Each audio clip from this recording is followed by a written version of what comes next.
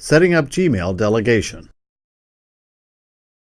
As a personal assistant, you've probably been tasked with composing and responding to messages for your supervisor.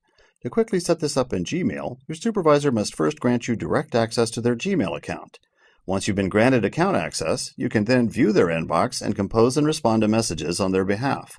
You will not, however, be able to chat on their behalf, change their password, or modify many of their account settings. In this short video, we'll use Mary and Paul to help demonstrate the steps needed to become a delegate of your supervisor's inbox. Mary is Paul's supervisor, and Paul will become the delegate of Mary's inbox. In order for the delegate to access the supervisor's messages, the supervisor must grant the delegate access privileges to their account. This is accomplished from the supervisor's inbox, in our case, Mary's inbox. To grant access, click Settings and then Accounts. In the Grant Access to Your Account section, click Add Another Account and enter the email address of the individual who will be the delegate. In our example, Paul is Mary's personal assistant and will become her delegate. Click Next Step and then Grant Access.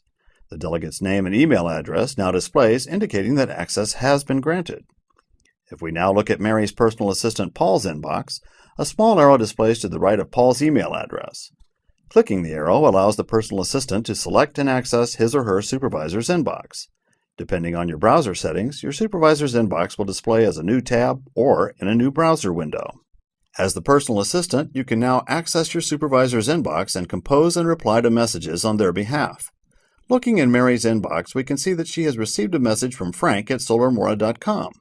Paul can now quickly reply to the message on her behalf.